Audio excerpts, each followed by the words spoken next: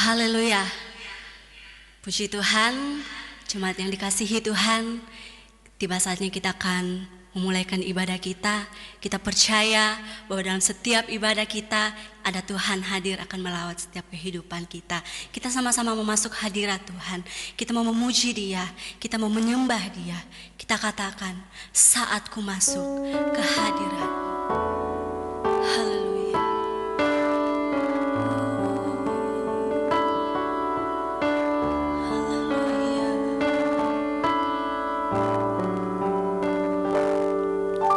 Saat ku masuk ke hadirat-Mu,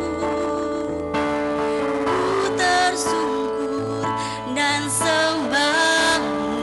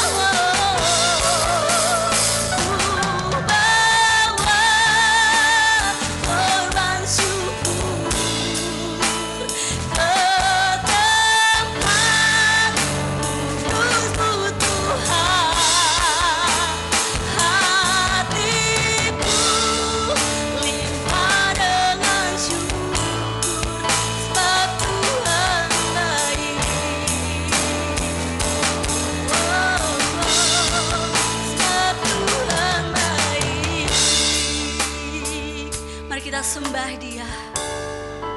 Engkau baik ya Tuhan,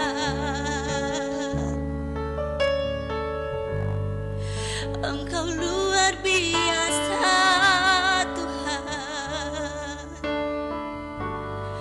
Engkau Allah yang setia. Kami memuji-Mu, kami menyembah-Mu di tempat kudus-Mu. Haleluya, haleluya, haleluya,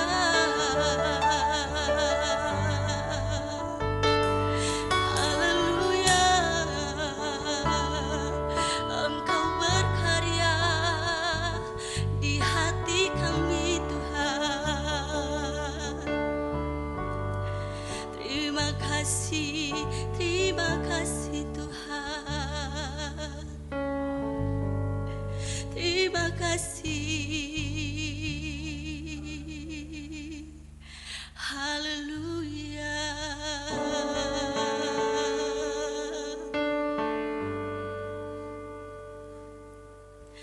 Oh, ku bawa korban syukur, amin Tuhan, ke tempat kudus-Mu Tuhan. Hatiku limpah dengan syukur, sebab Tuhan baik. Oh, ku bawa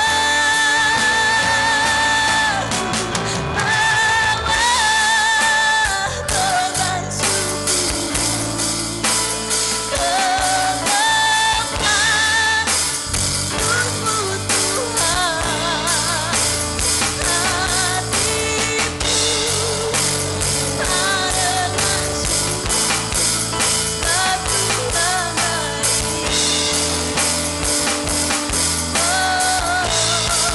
Sebab Tuhan baik, sebab Tuhan baik, sebab Tuhan baik. Engkau baik Tuhan, Engkau luar biasa. Kami merasakan kebaikan Tuhan sungguh nyata dalam hidup kami. Hingga saat ini Tuhan, kami bisa ada semua karena kebaikan Tuhan. Terima kasih Tuhan. Kami mau menikmati Engkau dalam setiap pujian kami. Engkau hadir ya Tuhan, bertahtalah di atas setiap pujian kami, sehingga hati-Mu disenangkan. Terima kasih Tuhan Yesus. Kami akan memuji Engkau di dalam nama Tuhan Yesus Kristus. Haleluya, puji Tuhan. Amin.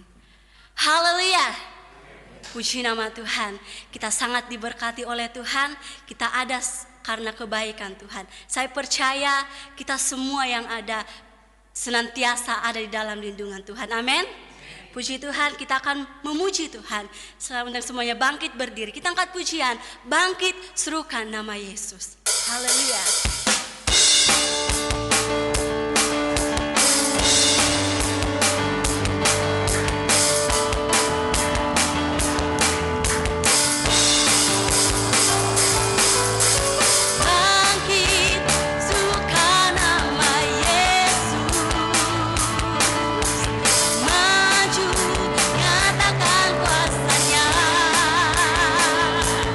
Kita buat iblis gemetar.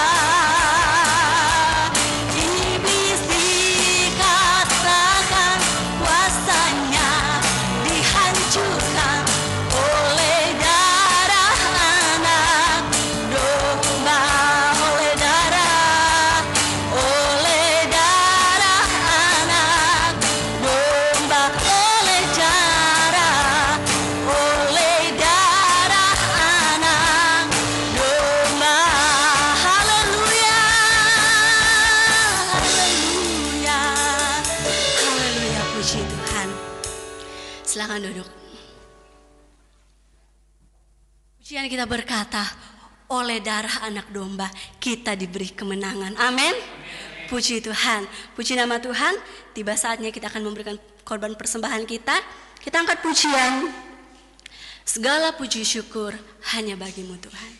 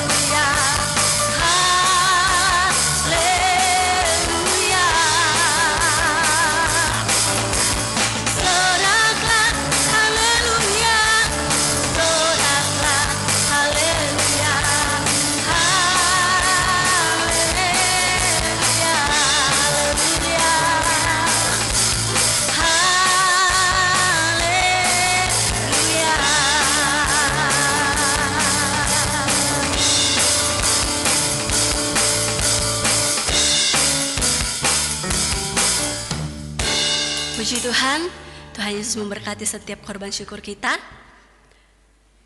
Tiba saatnya kita akan diisi oleh kebenaran firman Tuhan.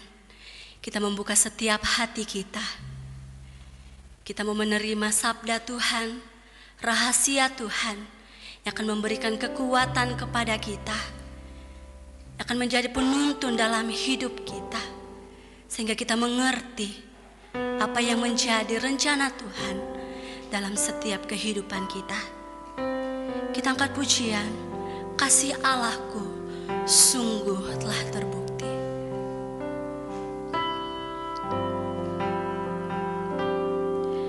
Kasih Allahku sungguh telah terbukti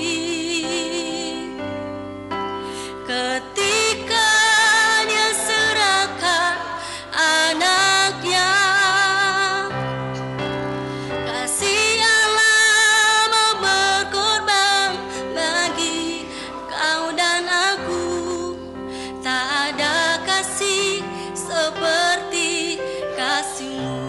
Kasih Allahku, kasih Allahku sungguh telah terbukti ketika Dia serahkan anaknya. Kasih Allah mau berkorban bagi kau dan aku.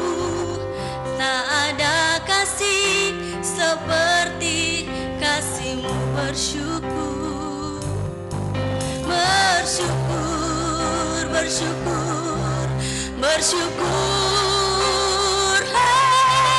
bersyukur karena kasih setia-Mu.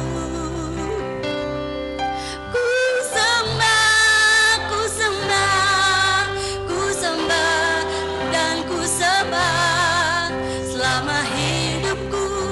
Ku sembah Kau Tuhan, kasih Allahku, kasih Allahku sungguh telah terbukti. Haleluya.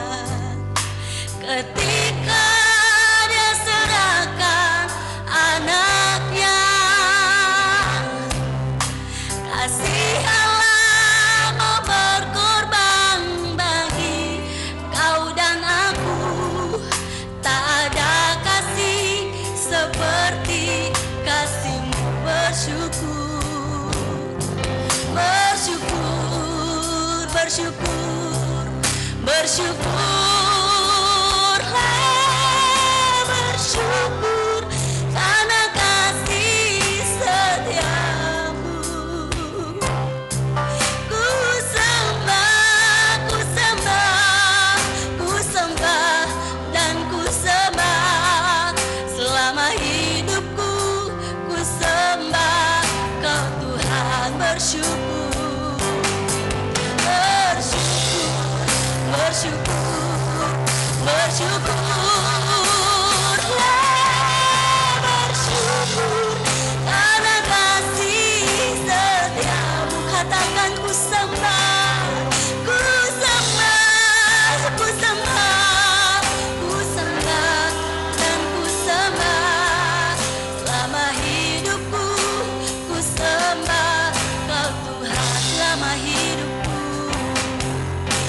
selama hidupku ku sembah Kau Tuhan.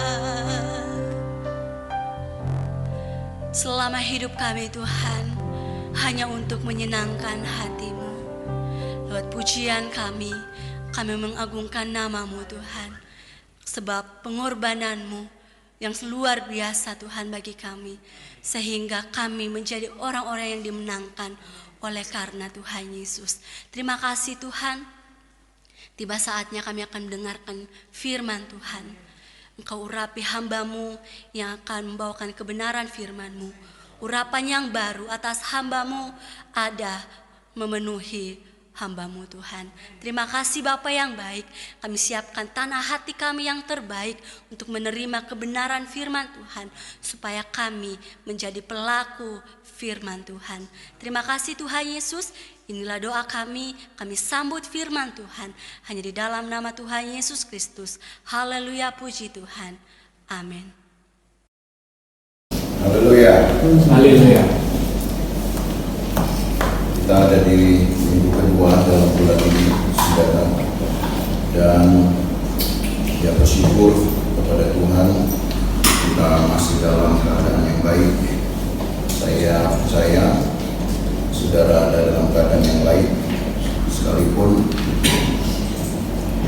kita mungkin tidak bisa sering melihat muka ketemu muka, tapi setidaknya dari berita-berita, dari mungkin SMS atau WA, kesaksian-kesaksian saudara, saya yakin saudara dalam keadaan yang baik. Ya, kita belum tahu kapan kita bisa bertemu, kapan kita bisa beribadah tatap muka.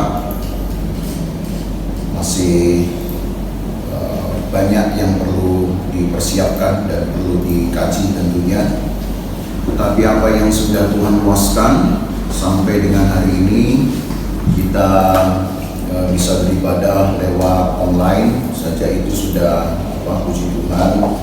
Dan saya percaya seperti firman Tuhan katakan, kalau firman Tuhan itu diberitakan sampai bahkan ke ujung bumi, kapan ya kira-kira seseorang bisa sampai ke ujung bumi, lalu ujung bumi itu pun di mana titiknya belum ada yang jelas, artinya sampai di mana seseorang pergi baru bisa disebut ujung bumi.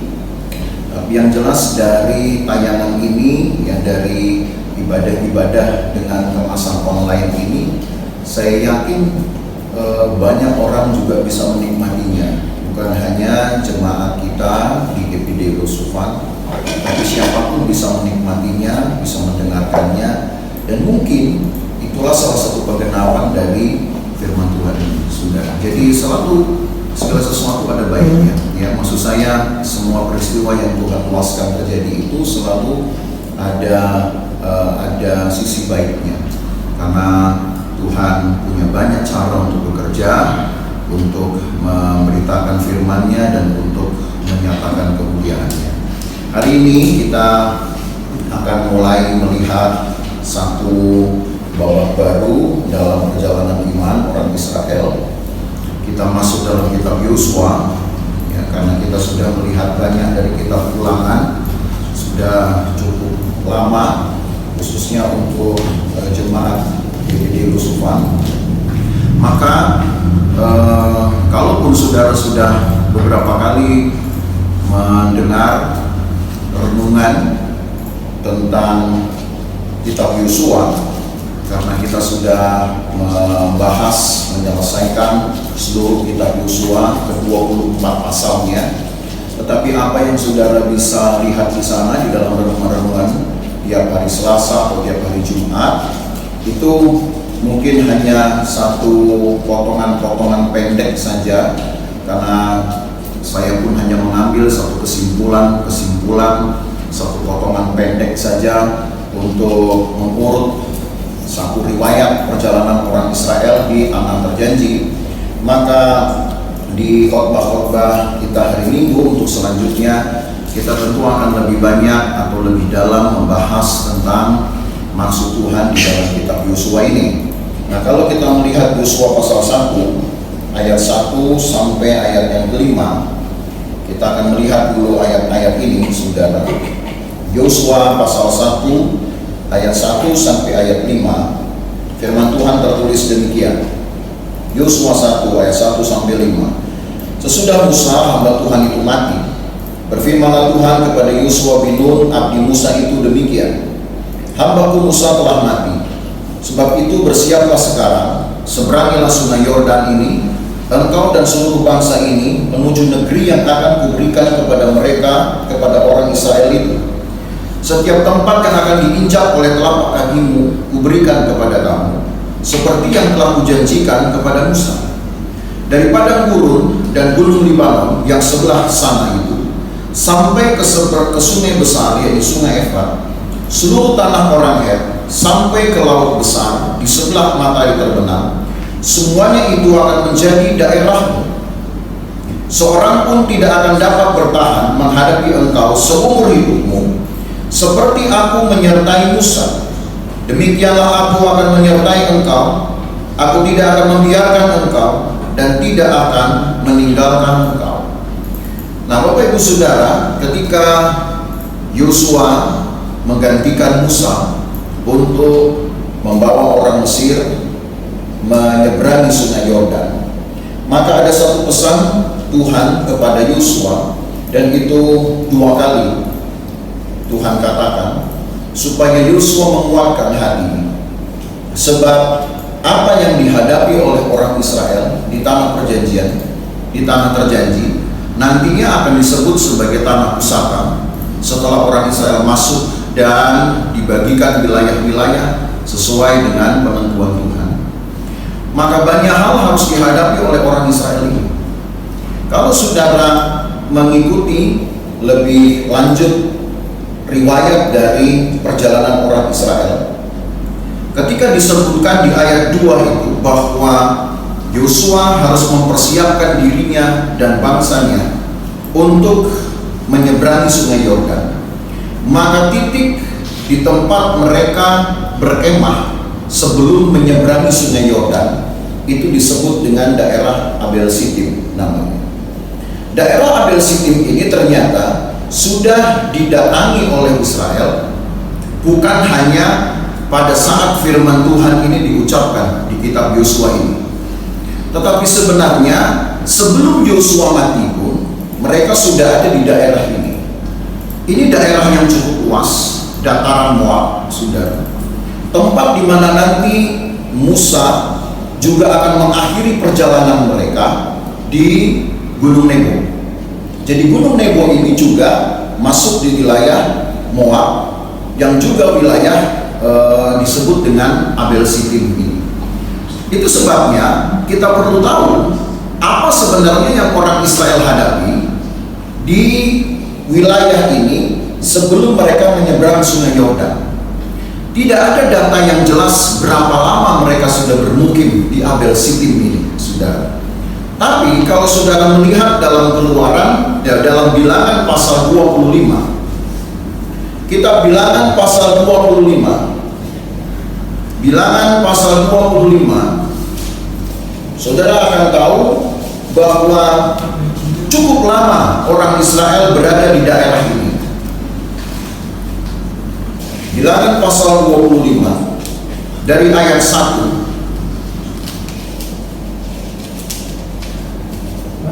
sampai ayat yang keempat.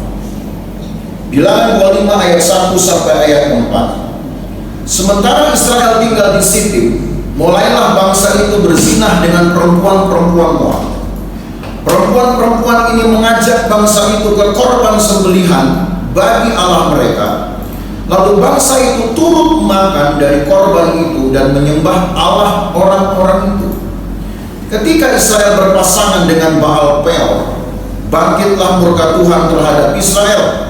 Lalu berfirmanlah Tuhan kepada Musa, tangkaplah semua orang yang mengepalai bangsa itu dan gantunglah mereka di hadapan Tuhan di tempat terang, supaya murka Tuhan yang bernyala-nyala itu surut daripada Israel.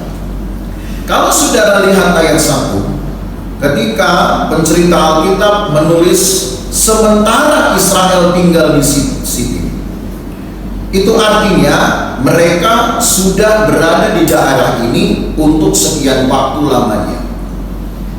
Dan di sini ditulis Musa masih ada, saudara. Karena ketika orang Israel melakukan kesalahan di hadapan Tuhan dengan berzinah, mereka berzinah dengan perempuan-perempuan Moab, juga berzinah secara rohani dengan menyembah Allah orang-orang Moab yang disebut dengan Baal Peor namanya. Musa masih ada. Musa bahkan yang diperintahkan Tuhan untuk menangkap dan menghakimi mereka. Dan kalau saudara bandingkan kemudian dengan kitab Yosua tadi, mari kita lihat sekarang Yosua pasal 2. Jadi cerita di Yosua 1 masih terus berlanjut di Yosua pasal 2.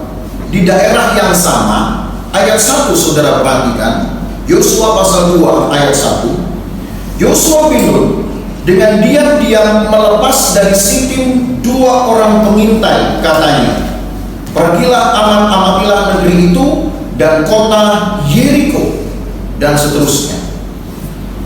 Jadi tempat yang sama, yaitu Sitim, Abel Sitim di dataran Moab. Maka dari sini saudara tahu bahwa apa yang ditulis di dalam Bilangan 25, periode di mana Musa masih ada, dengan Yosua pasal 1 dan pasal 2, ketika Yosua sudah menggantikan Musa, terjadi di tempat yang sama. Kalau melihat dari kalender atau penanggalan yang Alkitab sebutkan, tapi tidak perlu saya baca lagi ayatnya karena tentu akan memakan waktu sendiri untuk membaca ayat-ayat ini.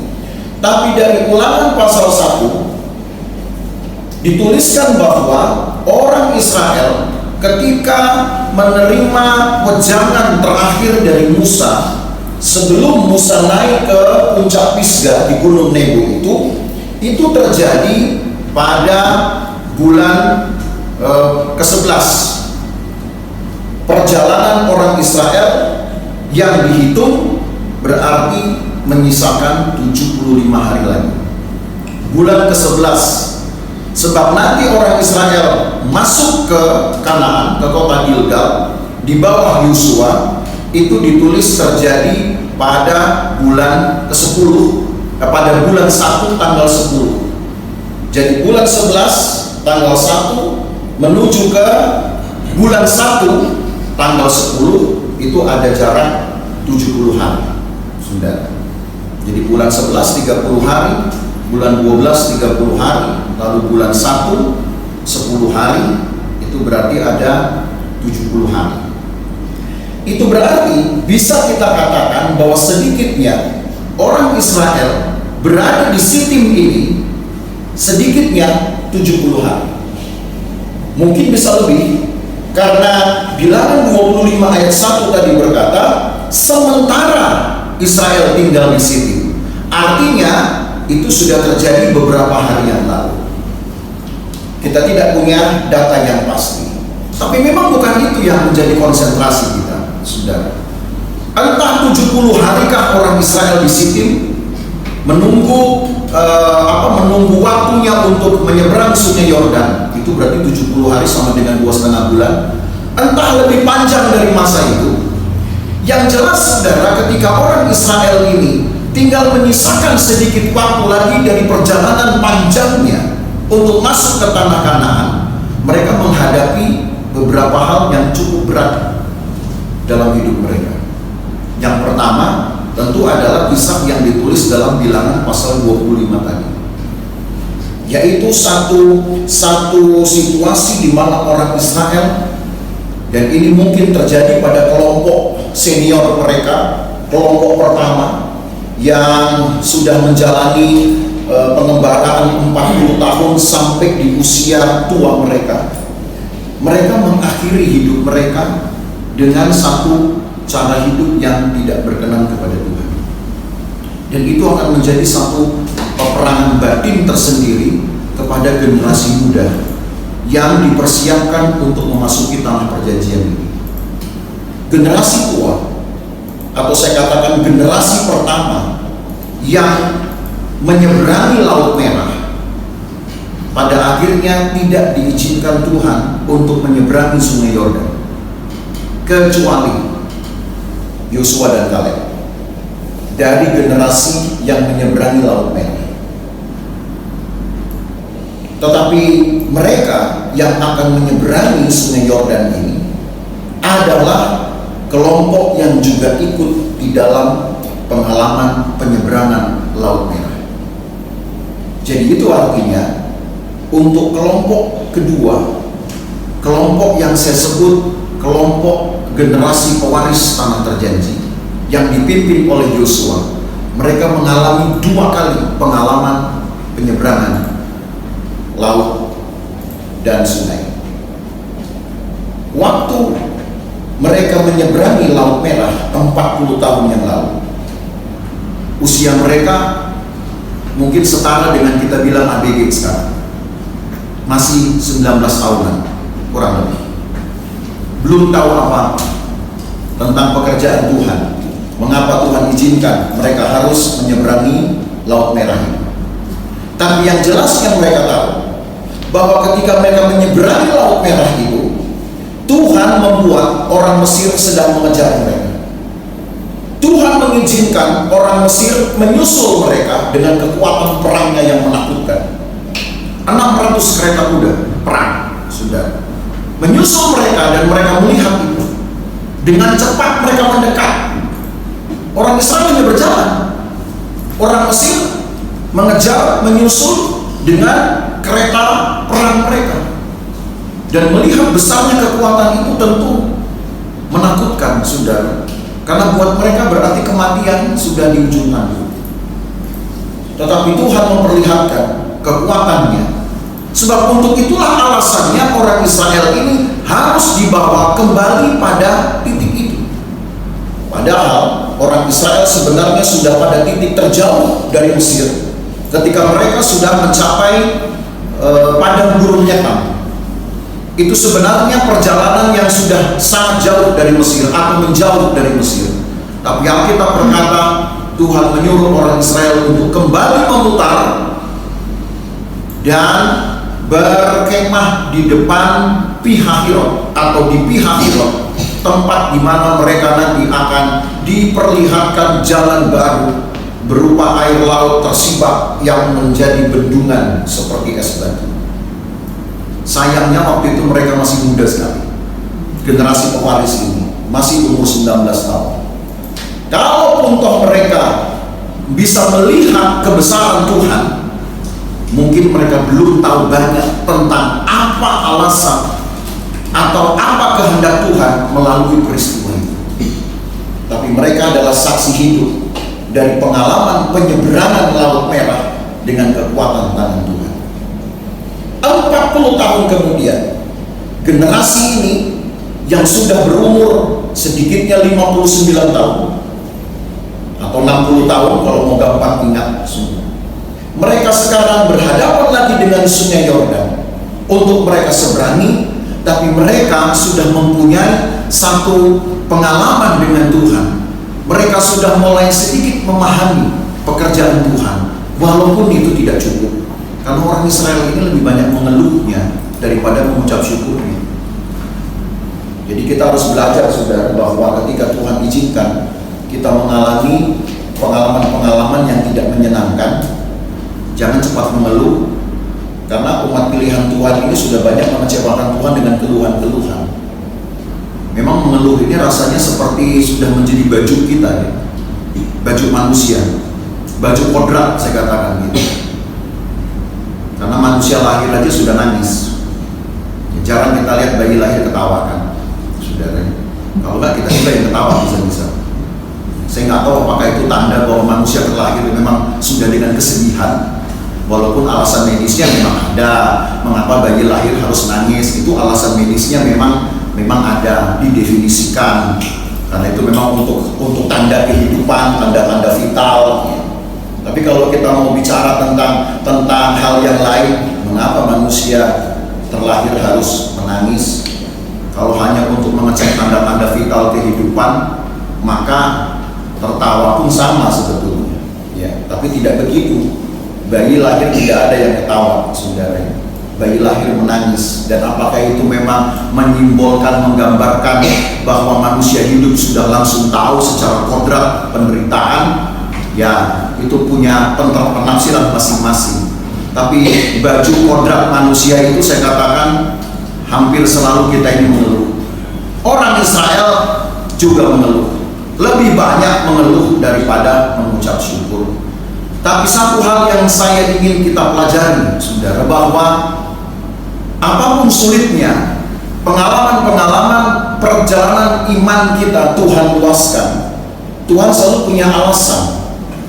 Sama seperti ketika generasi pertama menyeberangi Laut Merah. Padahal mereka sudah berjalan ke arah timur laut, itu sudah menuju ke tanah terjanji.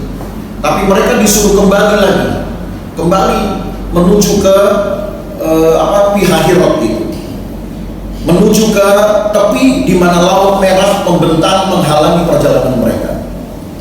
Bangsanya tidak harus menyeberang kalau memang Tuhan mau. Bahkan Sungai Yordan pun tidak perlu diseberangi 40 tahun yang akan datang.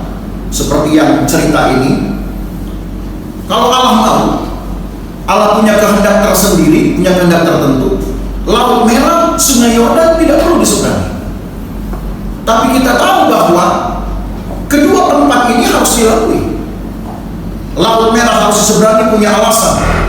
Walaupun kita tidak baca, tapi kalau saudara lihat di dalam kitab Keluaran pasal yang ke-14, pasal 13 dan 14, di situ saudara tahu bahwa Allah menginginkan orang Israel dalam keadaan siap berperang, siap untuk bergumul, siap untuk menghadapi kemungkinan terburuk, tetapi ujung-ujungnya menang.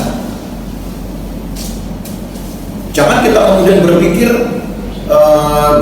dengan maunya kita, dengan enaknya kita, kalau ujung-ujungnya menang ngapain perang? Perang itu kan melatih kewaspadaan, perang itu melatih ketahanan, saudara. Perang itu melatih juga kesiapan kita. Daripada kita berperang kita belum tahu ujungnya seperti apa, kan lebih baik kita berperang tapi tahu bahwa ujungnya adalah menang. Itu lebih baik daripada kalau Tuhan berikan kita kemenangan mudah, kita tidak tahu apa harga dari sebuah meraih kemenangan. Kita nggak pernah tahu harga dari sebuah mempertahankan kemenangan. Jadi segala sesuatu ada maksudnya. Lalu kemudian 40 tahun setelah itu, ketika generasi muda ini sudah tumbuh dewasa, lalu kemudian mereka ada di daerah Sitim. Apakah mulus perjalanan mereka? Tidak juga. Di Bilangan 25 ini tertulis satu pengalaman yang boleh saya katakan sangat memilukan, bahkan lebih pantas kalau saya katakan sangat memalukan. Karena orang-orang Israel berzina, bukan dengan zina fisik mereka saja, tapi zina rohani mereka, karena mereka ikut menyembah Allah orang Moab yang disebutkan namanya adalah Baal Peor. Apa yang Tuhan buat, saudara? Tadi kita baca kembali ke Bilangan 25 ayat 4 itu. Setelah Musa disuruh untuk menangkap orang-orang itu dan menggantungnya, jadi menangkap dan menggantung, jadi hukuman terhadap penyembah Allah lain ini berat sekali. Karena dari situlah memang satu hukum sudah diberikan sejak dari Gunung Sinai. Jangan sampai ada padamu Allah lain. Jangan sampai kemudian orang Israel menggadaikan iman mereka dengan menyembah Allah lain, maka konsekuensinya mereka harus mengalami kematian. Dan kalau saudara lihat ayat 9, orang yang mati karena tulah itu ada 24.000 orang banyaknya. Ini bukan angka yang sedikit, 24.000 orang. Pertanyaannya, siapakah ini? Kalau dilihat dari kehendak Tuhan pertama, alasan Tuhan mengapa Tuhan harus membuat mereka berputar-putar sekian lama, 40 tahun di padang gurun, untuk membinasakan angkatan pertama yang tegar tembuk. Maka kemungkinan 24.000 orang yang mati ini adalah angkatan pertama ini, angkatan yang telah menyeberangi Laut Merah, angkatan yang seharusnya telah memisahkan diri mereka dari noda kekafiran Mesir. Seharusnya hidup mereka jaga sedemikian, karena mereka sudah melalui perjalanan yang berat 40 tahun, sudah hampir 40 tahun, tinggal menyisakan sebutlah 3 bulan. Jadi artinya sudah 39 tahun dan 9 bulan sedikitnya dari perjalanan itu pun sudah perjalanan yang banyak, sudah 39 tahun setengah lebih. Tapi itu mereka sia-siakan dengan penyembahan kepada berhala. Dan pertanyaannya, apakah itu tidak menyisakan sebuah keadaan sakit hati atau sedih hati bagi anak-anak mereka, generasi pewaris tanah terjanji yang sedang siap untuk menyeberangi Sungai Yordan? Berat, saudara, untuk dapat menanggung perasaan ini tidak mudah. Melihat orang tua mereka dibunuh di depan mata mereka oleh kejahatan mereka. Tapi satu hal di sini kebenaran ditegakkan. Apa yang orang tua lakukan, apa yang generasi lakukan, dosanya ditanggung oleh orang tersebut, tidak ditanggung oleh keturunannya. Jadi nggak ada cerita anak menanggung dosa orang tua. Ya, tidak ada cerita dosa anak yang nanggung orang tua. Nggak ada cerita. Nggak ada cerita juga sebaliknya. Dosa orang tua ditanggung anak, anak ditanggung orang tua. Siapa yang berbuat dosa tanggung sendiri. Dan apa yang Tuhan ceritakan, Tuhan kisahkan di sini lewat mencerita Alkitab membuktikan siapa yang berbuat dosa tanggung sendiri. Dan karena memang sejak awal Allah mendesain perjalanan Israel yang panjang itu untuk menghabisi angkatan pertama. Di hari Tuhan itu rupanya angkatan pertama ini sudah buruk sekali, karena mereka sudah menyembah kepada Allah lain. Saudara ingat, ini firman Tuhan, dosa yang paling keji itu adalah perzinahan rohani, saudara. Ketika kita mulai mengalahkan yang lain selain Tuhan, kan sudah jelas hukum pertama tertulis, jangan ada padamu Allah lain dan jangan membuat bagimu patung untuk disembah.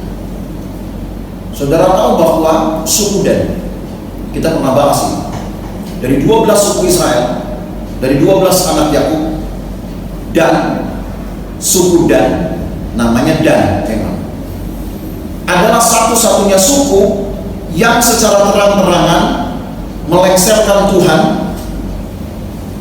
yang mereka sebut itu dengan Adonai Hasebaot, itu pencipta langit dan bumi. Mereka turunkan itu dan mereka ganti dengan Allah mereka sendiri, dan mereka bangun bahkan satu mezbah di tempat mereka yang disebut dengan kota Dan. Itu sebabnya suku Dan betul-betul terhapus dari kasih karunia Tuhan. Jadi dosa yang paling keji itu, makanya poin pertama dalam hukum Taurat adalah itu, jangan ada padamu Allah lain dan jangan sampai membuat patung yang menyerupai apapun untuk disembah. Jadi saudara sudah terima Tuhan kok, saudara sudah percaya Tuhan, maka jangan membuat Tuhan tandingan. Itu dosa paling kecil. Tapi kalau salib Tuhan ada gambar Yesus, ya, apapun yang dibuat oleh orang yang menggantikan Tuhan di dalam hati, itu yang disebut dengan berhala, dan itu bisa berakibat fatal. 24.000 bukan angka sedikit, saudara. 24.000 bukan angka sedikit. Tapi sudahlah, itu memang sudah merupakan satu sejarah kelam bagi orang Israel. Tapi yang perlu kita pelajari, dan itu menjadi pelajaran kita, kalau terjadi di depan kita, orang-orang yang kita hormati, entah orang tua, entah pemimpin kita, mati karena dosa-dosa mereka. Kira-kira perjalanan iman kita mau lanjutkan atau tidak? Generasi muda ini yang mau menyeberang Sungai Yordan ini ngelihat dulu pengalaman ini, saudara. Ini di daerah Sitim ya. Jadi sama bilangan 25 pengalaman Tuhan membunuh 24.000 orang karena penyembahan berhala ini. Dengan Yosua yang sedang mempersiapkan penyeberangan orang Israel untuk masuk ke tanah Kanaan dengan lebih dulu mengutus pengintai untuk mengintai kota Yeriko, itu sama tempatnya. Hanya bedanya tadi saya katakan kurang lebih 75 hari. Jadi artinya generasi yang mau nyeberang ini adalah generasi yang melihat dulu perbuatan Tuhan, kemuliaan Tuhan, tangan Tuhan yang keras terhadap para senior mereka. Kira-kira bagaimana itu perasaan anak-anak ini? Saya mau melanjut tanpa bapak saya masuk tanah Kanaan, bapak saya nggak ikut. Itu peperangan batin tidak mudah, saudara.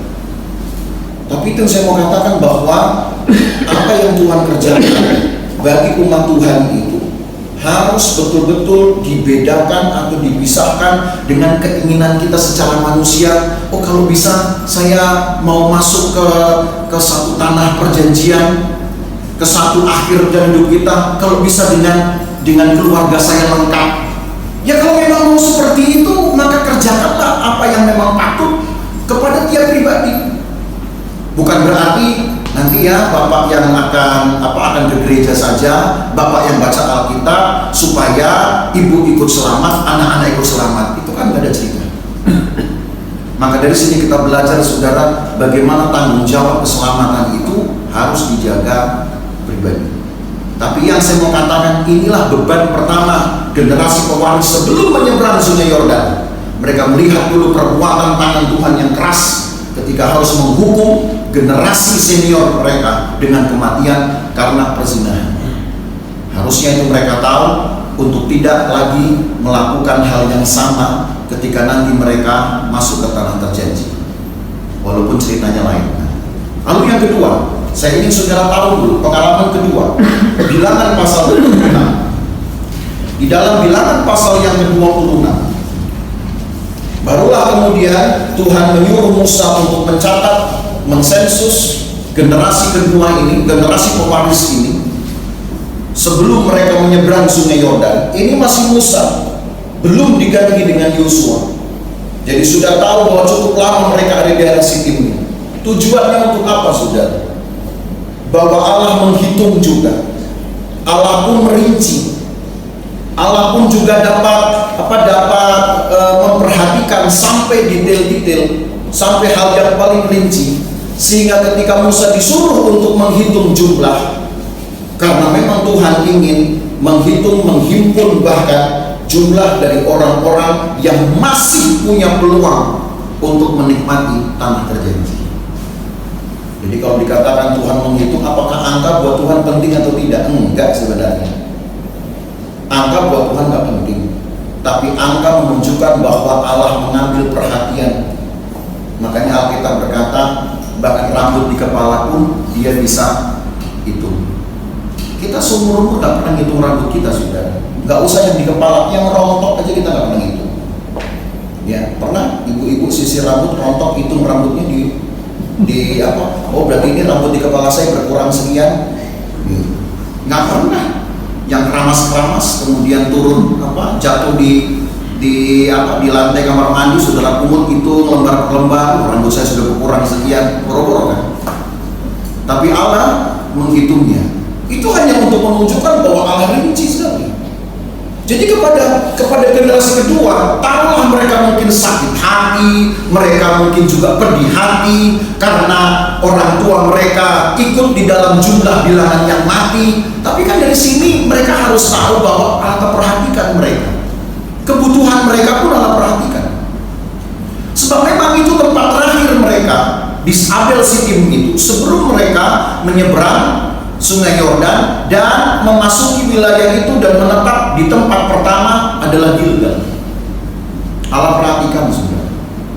Jadi jangan pernah merasa takut apapun yang sedang di hadapan kita, Tuhan beserta dengan kita. Dulu waktu di Laut Merah, karena mereka masih ABG, mereka berpegang pada orang tua mereka. Bapak mereka pegang, mereka ikut. Ayo nyebrang laut nak. Mumpung lautnya dasarnya lagi kering, ya ikut aja. Tapi sekarang mereka harus bertanggung jawab terhadap diri mereka sendiri. Dan kalau mereka belum bisa pisahkan semua keadaan hati yang menolak, hati yang luka, lalu mereka bisa terluka, mereka masih menyimpan hati luka di hadapan Tuhan, mereka masuk tanah Kanaan, tentu mereka tidak akan mengalami berkat Tuhan di sana. Allah harus bersihkan itu, saudara. Jadi ini pengalaman yang luar biasa buat generasi yang kedua. Lalu yang ketiga, kalau kita kemudian ke Bilangan pasal 31, mari kita ke Bilangan 31. Jadi cerita ini masih di Abel Sitim dan tetap di Abel Sitim, karena inilah tempat terakhir mereka sebelum mereka menyeberangi Sungai Yordan. Di tempat terakhir inilah juga mereka akan meratapi juga kematian Musa 30 hari lamanya. Baru kemudian Yosua yang akan memimpin mereka masuk. Di pasal 31, seperti judul yang diberikan oleh lembaga Alkitab, pembalasan kepada orang Midian. Ini adalah momen ketika Tuhan membuat semacam perhitungan kepada generasi pertama yang sudah dicemari oleh Allah orang Moab itu, oleh perempuan-perempuan Midian, sehingga menyembah Baal Peor. Untuk kesekian kalinya, saudara, apa yang memperbudak orang Israel, Tuhan perangi, Tuhan pisahkan. Di tepi Sungai Yordan ini, di Abel Sitim, mereka harus betul-betul pisahkan diri mereka dengan roh perzinahan Baal Peor. Ini momennya. Persis sama 40 tahun lalu, ketika generasi pertama harus dipisahkan dari celah Mesir, dari perbudakan Mesir, melalui penyeberangan Laut Merah. Allah bekerja dengan pola yang sama. Karena manusia ini berubahnya gampang sekali. Seandainya manusia konsisten, tentu Allah tidak akan mengulangi hal-hal itu, pengalaman-pengalaman itu.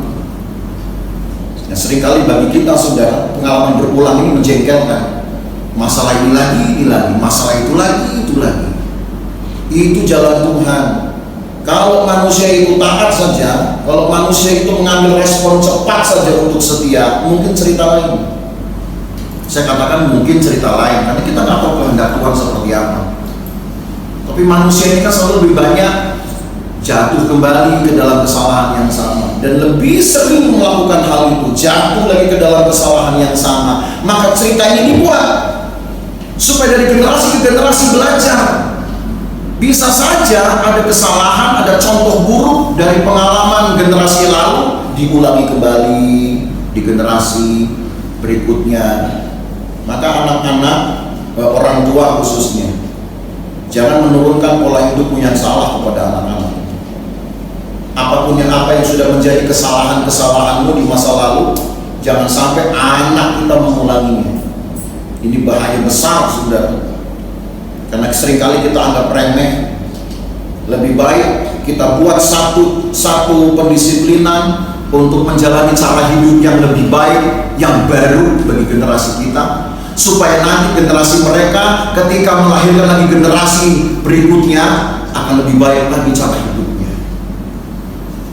Orang Israel menurunkan perilaku yang boleh dikatakan hampir dari generasi ke generasi yang buruk itu selalu masih tersisa. Jadi sekarang Tuhan buat perang dulu 40 tahun lalu Mesir Tuhan perangi dengan cara digulung di dalam air Laut Merah. Sekarang mereka harus perangi itu, walaupun tidak dengan menggunakan Sungai Yordan. Tapi momen ini cukup menjadi satu momen di mana orang Israel, khususnya generasi muda, memang judulnya pembalasan, tapi bukan berarti orang Kristen boleh membalas, saudaranya. Pembalasan adalah hak Tuhan. Kalaupun mereka berperang dengan orang Midian yang membuat orang tua mereka jatuh dalam penyembahan berhala itu karena diperintah Tuhan, ya. Jadi apapun yang Tuhan lakukan, yang Tuhan suruh, ya kita kerjakan. Tapi jangan dari niat kita untuk membalas orang, sudah. Tuhan punya cara. yang banyak untuk melakukan hal itu. Nah, dari situlah saudara tahu, baru kemudian ketika orang Israel sudah mengalami masa-masa ini, pengalaman-pengalaman ini dalam sedikitnya 75 hari itu, barulah masuk Yosua pasal 1. Saudara, kita lihat kembali Yosua pasal 1. Yosua disuruh untuk mempersiapkan orang-orang Israel menyeberangi sungai Yordan. Lalu Yosua difirmankan Tuhan seperti ini di ayat 5. Seorang pun tidak akan dapat bertahan menghadapi engkau seumur hidupmu. Seperti aku menyertai Musa, demikianlah aku akan menyertai engkau. Aku tidak akan membiarkan engkau dan tidak akan meninggalkan engkau. Yosua ini sebenarnya tidak muda lagi. Ketika Yosua menyeberangi sungai Yordan, usia Yosua kurang lebih sudah 80-an tahun. Tidak muda. Tetapi karena Yosua ini jarang berhadapan muka dengan orang Israel, dia disebut orang yang lebih suka tinggal di dalam kemah. Walaupun dia adalah abdi Musa, tapi dia jarang berhadapan muka dengan orang Israel, jarang untuk ikut serta dalam pengambilan keputusan dalam perkara-perkara sulit. Mungkin Yosua kurang percaya diri.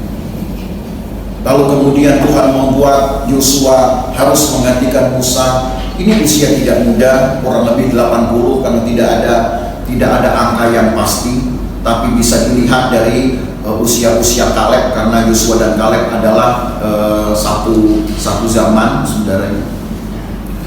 Maka Yosua diperintahkan Tuhan untuk menguatkan hati, dan Tuhan membuat dia akan menjadi orang yang disegani, sehingga tidak ada yang dapat bertahan menghadapi Yosua. Dan memang terbukti, saudara. Kita hanya belum membahas banyak kitab Yosua ini karena baru di pasal 1. Tapi nanti kalau saudara pelajari sampai pasal 24, 25 tahun terakhir masa hidup Yosua, ketika dia sudah membagi-bagikan tanah pusaka, yang saya hitung 25 tahun terakhir karena Alkitab mencatat Yosua mati umur 110 tahun. Jadi kalau umur 80 tahun dia masuk ke tanah Kanaan, ditambah dengan 5 tahun dia harus menemani orang Israel ini memerangi atau mengosongkan daerah Kanaan itu, ya, memerangi suku-suku penduduk-penduduk asli untuk kemudian mendapatkan hak mereka sebagai warisan. Maka dari dia 85 menuju ke 110, berarti masih ada 25 tahun Yusuf bersama-sama dengan orang Israel. Dan dalam jangka waktu itu, apa yang Tuhan katakan dalam ayat 5 ini terjadi. Tidak ada musuh yang mendekat, tidak ada satu kekuatan yang berusaha untuk menggoyang bangsa ini, suku persekutu. Beda ceritanya nanti ketika Yosua mati. Ketika Yosua mati, maka banyak sudah bangsa-bangsa asing di sekitar mereka, penduduk-penduduk asli ini, yang mengangkat senjata untuk menghalau orang Israel, atau setidaknya untuk melemahkan orang Israel. Dan itu silih berganti, saudara, dalam kurun waktu kurang lebih 200 tahun. Itulah yang dikenal dengan zaman hakim-hakim. Tapi sejak waktu Yosua masih memerintah, 25 tahun terakhir saja dalam masa hidupnya, Tuhan membuat memang orang Israel ini aman. Tidak ada yang berani mendekatinya. Mendekat saja tidak berani. Tuhan membuat semacam kemuliaan atau kegentaran di hadapan Israel karena Yosua. Dan itu bukan karena Tuhan asal pilih, bukan karena Tuhan sebutlah pilih kasih, tidak. Tapi ada syarat yang harus Yosua lakukan. Kita baca ayat 8 di Yosua 1 ayat 8. Janganlah engkau lupa memperkatakan kitab Taurat ini, tapi renungkanlah itu siang dan malam, supaya engkau berpindah hati-hati sesuai dengan segala yang tertulis di dalamnya, sebab dengan demikian perjalananmu akan berhasil dan engkau akan beruntung. Apa yang kita lihat di ayat ini? Jangan engkau lupa memperkatakan kitab Taurat itu, lalu renungkan siang dan malam. Itu PR sebenarnya buat orang beriman sampai hari ini, sudah. Hal yang harusnya mudah tapi jadi sulit. Nggak tahu kenapa jadi sulit, saya juga tidak tahu. Atau mungkin kita yang mempersulitnya. padahal hanya memperkatakan Taurat. Saudara, kalau sedang memperkatakan Taurat, membacakan bagi diri sendiri itu memperkatakan Taurat. Sekarang kan orang lebih suka baca dalam hati, baca cepat. Saya nggak tahu secepat apa. Kalau udah baca cepat, apakah memang dia ngerti? Gitu ya. Memperkatakan Taurat itu membaca bagi diri sendiri, tetapi dengan mengindahkan tanda-tanda baca. Nah, itu di zaman Ezra nanti akan dirinci. Bagaimana cara orang membaca Alkitab dengan tanda-tanda baca. Ada nafas panjang, ada nafas pendek. Jadi kalau baca Alkitab itu kayak orang nyanyi, ya, kayak apa? Saudara kita kalau beribadah membaca Alkitab, membaca kitab suci mereka dengan dilakukan seperti itu memang seharusnya. Cuma kita nggak dibiasakan membaca itu.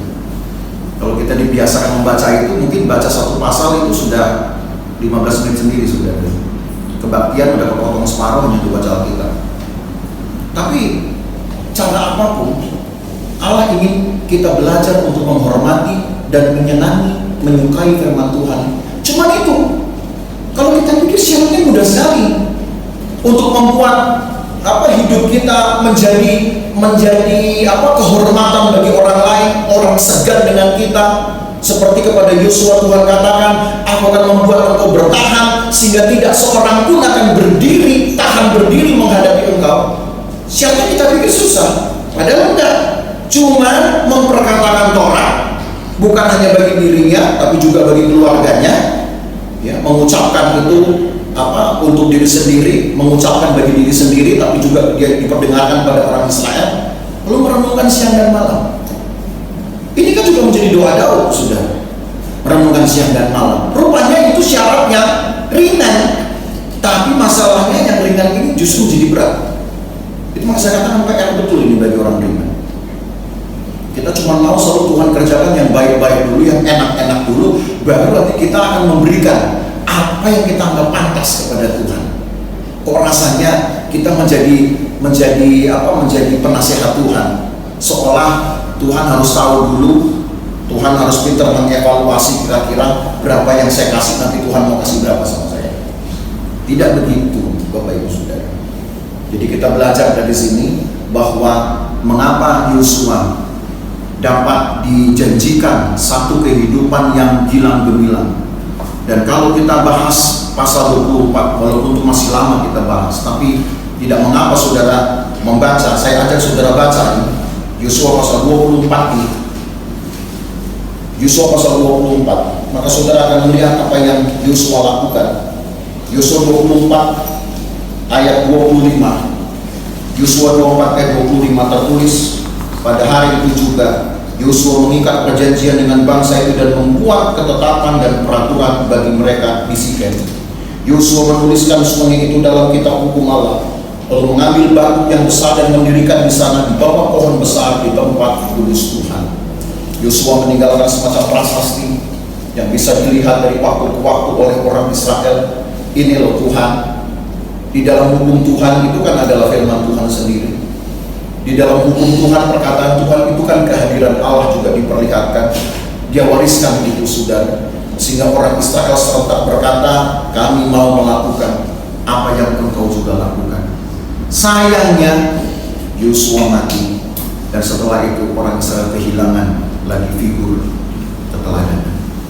Tapi setidaknya dalam cerita Yosua sudah kita belajar bahwa perlu orang-orang yang kuat di dalam keluarga, perlu satu figur yang kuat yang dapat menanamkan takut akan Tuhan ini, sehingga sekalipun mereka sedang berhadapan dengan kekuatan besar yang ingin mengalahkan mereka. Sungai Yordan, saya belum mendetail tentang penyeberangan itu karena memang masih di pasal 1. Ini adalah pasal persiapan. Itu sebabnya saya bawa dulu saudara kepada kondisi mental orang Israel yang mau menyeberang ini kayak apa. Kalau dilihat dari mentalnya, mungkin mental yang sudah mengkocar-kacir, sudah mereka melihat penghukuman Tuhan, kematian dari orang tua mereka, mereka dilelahkan dengan perang-perang yang lain, sudah dengan orang-orang Midian. Kalau secara manusia ini satu generasi yang belum tentu siap menyeberang. Tetapi Tuhan kerjakan saudara dalam hidup Yosua satu semangat untuk dapat menyemangati orang Israel. Maka perlu figur yang kuat. Maka saudara tidak perlu kemudian cari saya harus figur siapa. Jadilah figur yang kuat untuk Tuhan. Kan sederhana saja syaratnya. Memperkatakan firman, lalu renungkan siang dan malam. Saudara mungkin tanya, apa yang saya harus renungin ya? Apa sih yang saya dapat? Gak usah dulu dipikirin. Bikin konsisten aja kegiatan ninja itu sudah PR besar buat kita. Perkatakan Taurat, baca sendiri. Ada nggak yang manfaatnya baca sendiri? Ntar orang lihat saya kayak apa, baca sendiri. Ya asal bacanya jangan teriak-teriak pas saudara ya. Membaca sendiri cukup kita dengar kuping sendiri kan sudah kita bisa kontrol. Lalu renungkan. Nggak usah tanya kalau saya renungkan dapat apa, nanti dulu. Karena kita belum melihat juga data-data lain di sini. Perintah pertama kepada Yosua, perkatakan Taurat, lalu renungkan. Nanti hal lain akan ada lagi acuan lain. Sudah. Itu saja dulu kebiasaan itu. Biasakan dalam hidup kita. Maka percayalah ketika kita menghadapi sesuatu yang besar yang menakutkan, kalau kita terbiasa dengan merenungkan firman Tuhan, pasti ada sesuatu yang baik yang saudara dapat. Daripada kita nggak berhadapan dengan firman, kita langsung melihat kekuatan-kekuatan menakutkan, yang terjadi ya ketakutan kita juga. Dan itu akan melemahkan perjalanan kita, saudara, melemahkan pengiringan kita kepada Tuhan. Maka kuatkanlah hati saudara. Kita kan tahu juga masa seperti ini mau berlangsung berapa lama. Apakah masa uji coba atau masa transisi ini istilahnya akan betul-betul membuat kita bebas, atau kembali kepada PSBB lebih ketat? Nggak ada yang pernah tahu. Tapi yang harus saudara tahu, gunakanlah waktu untuk memperkatakan Taurat dan merenungkan siang dan malam. Mungkin nggak perlu saya tanya mau apa enggak, gitu ya. Kayak anak sekolah minggu saja nanti. Saudara lah yang harus ambil keputusan supaya jangan terulang kembali kesalahan seperti 24.000 orang yang Tuhan bunuh di Abel Sitim itu karena penyembahan berhala. Siapakah hartamu? Nah itu penting. Kalau harta saudara adalah firman Tuhan, dia akan mengisi hidup saudara hari ke hari. Dia akan menjadi kekayaan hidupmu. Karena segala sesuatu yang ada di dalam firman Tuhan ini akan mewujudkan banyak hal di dalam impian saudara. Ya. Apa yang saudara impikan, apa yang saudara inginkan, saudara rindukan, saudara gumulkan, saudara perjuangkan, itu semua cuma di sini. Cuma dari sini aja saudara lakukan ini pertama, situasi ini, yang lain datang dengan sendirinya. Tapi memang perlu waktu. Cuman mau nggak kita pakai waktu dulu untuk perkatakan firman dan merenungkan siang dan malam. Tuhan memberkati kita, dan ya firman Tuhan menguatkan kita. Saudara, saya ajak saudara menyanyikan satu pujian yang berkata, ya Tuhan, aku percaya, lewati lembah air mata, aku percaya. Apapun yang sedang di dalam saudara, Sungai Yordan kah, atau orang-orang Midian kah, karena mereka merasa saya sudah bisa mempengaruhi orang-orang Israel, mengalahkan bahkan kepercayaan orang-orang Israel, membuat iman orang Israel beralih. Mungkin kita anggap bahwa musuh kita terlalu besar. Tidak ada yang lebih besar dari Tuhan kita, saudara. Asal saudara percaya, lalu dekatkan hidupmu dengan firman. Itu saja. Perkatakan Taurat, baca Taurat itu sendiri tapi dengan diucapkan, lalu renungkan itu siang dan malam. Satu waktu nanti atas perkenanan Tuhan, ayat-ayat itu akan hidup dan memberikan banyak hal yang luar biasa, menjadi pengalaman untuk sendiri dengan Tuhan. Jika lagu ini sudah bersama-sama, ya Tuhan, percaya. Ya Tuhan,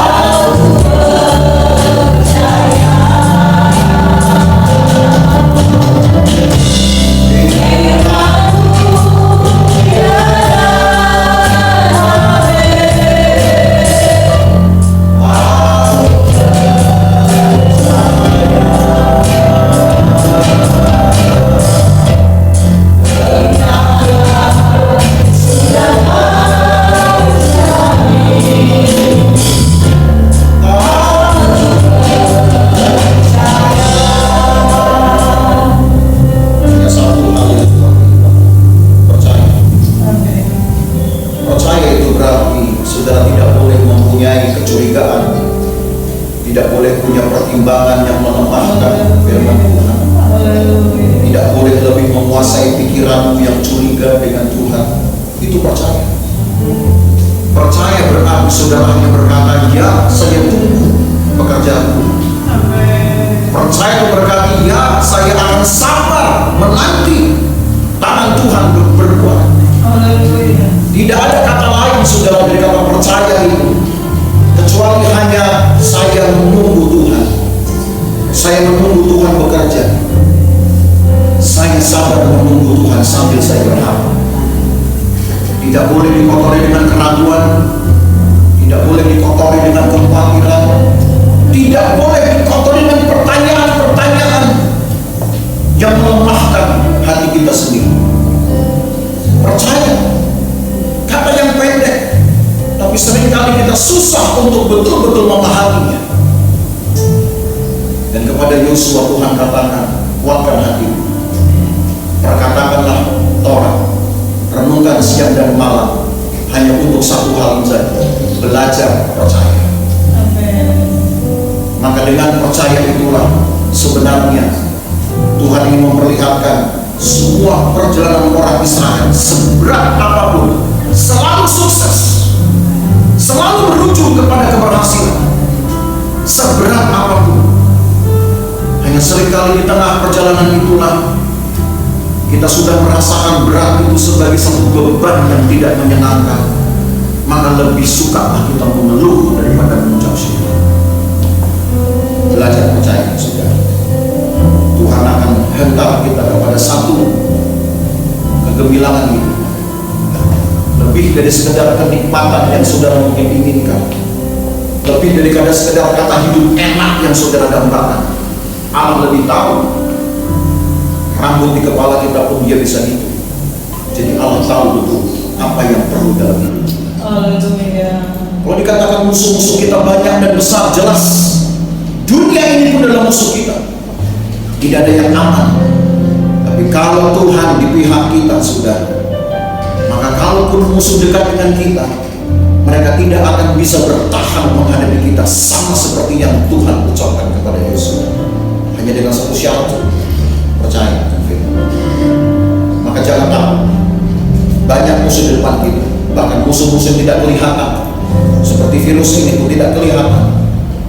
Bukan berarti kita konyol, bukan berarti kita tidak waspada. Takut akan Tuhan itu artinya kita tetap waspada, tapi kita tidak lagi membuat diri kita seperti orang yang tidak punya Tuhan. Percayalah bahwa Allah pelihara kita dalam hidup ini. Percayalah bahwa Allah masih punya pekerjaan banyak dalam hidup, asal kamu renungkan firman Tuhan siang dan malam. Nyanyikan lagu ini sekali lagi, saudara, dan kita berdoa, ya Tuhan, aku percaya.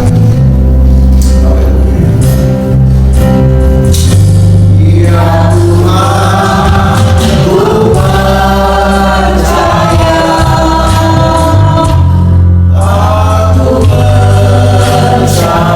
percaya.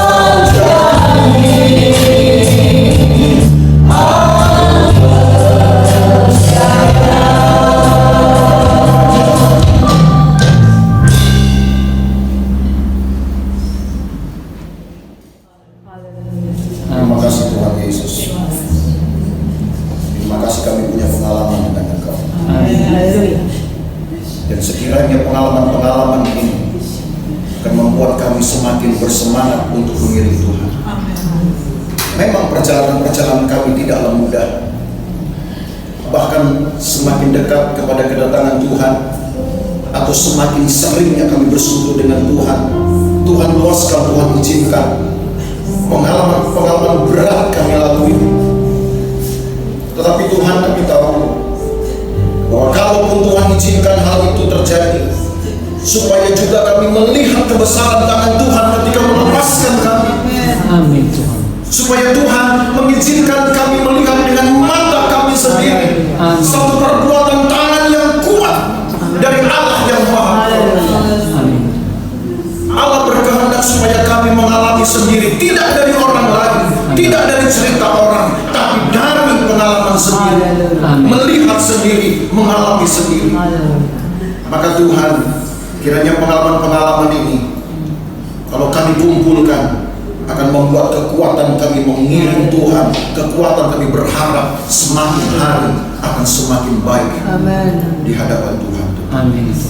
Terima kasih banyak Tuhan Yesus. Besertalah Engkau dengan umat-Mu dimanapun mereka berada. Besertalah ya Tuhan di dalam hari-hari mereka. Ketika mereka bekerja dan sudah dimungkinkan bagi mereka untuk bekerja hari-hari ini, tetap Tuhan jagai mereka, pagari mereka ya Tuhan.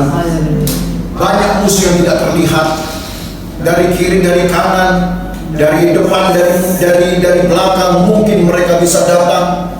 Kami tidak tahu dari mana mereka bisa masuk dalam tubuh kami, dengan cara apa juga, karena tidak bisa dilihat. Tetapi yang jelas kalau Tuhan pagari hidup kami, maka akan dihalaukan segala bahaya. Hidup kami di tangan-Mu Tuhan, dan ajari kami untuk percaya bahwa hidup kami dijaga oleh Tuhan, dipagari oleh Tuhan. Tentu asal kami juga melakukan kehendak-Mu. Walau sederhana saja diperintahkan, tapi seringkali bisa menjadi hal yang paling berat. Amin. Yaitu dengan merenungkan firman-Mu setiap hari. Tuhan tolong kami, Tuhan tolong umat-Mu dalam keseharian mereka. Lagi sekali berkati usaha mereka. Bahkan yang masih bisa memberikan kembali persepuluhan mereka pun Tuhan berkati. Amin. Itu tandanya masih ada yang mereka bisa hitung sebagai berkat Tuhan. Dan mereka lakukan firman Tuhan. Tuhan berkati mereka. Lebih penting dari itu, kiranya Tuhan juga berkati umat-Mu. Amin. Mungkin ada yang sudah tidak lagi bisa bekerja. Amin. Ada yang terancam pekerjaan mereka. Amin. Tuhan kami berdoa, di dalam nama Yesus, Tuhan buka jalan. Amin. Sebagaimana Tuhan bisa menyebabkan air laut merah, Amin Tuhan. Tuhan bisa menyebabkan air sungai Yordan. Amin. Maka Tuhan pun bisa membuat jalan baru bagi umat-umat yang mungkin mengalami kemalangan-kemalangan oleh karena pandemi ini. Nyatakan kuasa-Mu ya Tuhan. Amin Tuhan. Kami percaya, dan di sinar kami betul-betul belajar percaya sepenuhnya. Amin. Allah kami tidak tinggal diam. Seperti Engkau bisa menghitung rambut di kepala kami, itu tandanya Engkau tahu persis apa yang kami perlukan. Amin. Maka Tuhan kerjakan dalam hidup kami. Pelihara umat-Mu dari hari ke hari. Jagai mereka, jauhkan dari bahaya celaka perbuatan jahat. Amin. Kami pulang sebentar pun Tuhan jagai kami.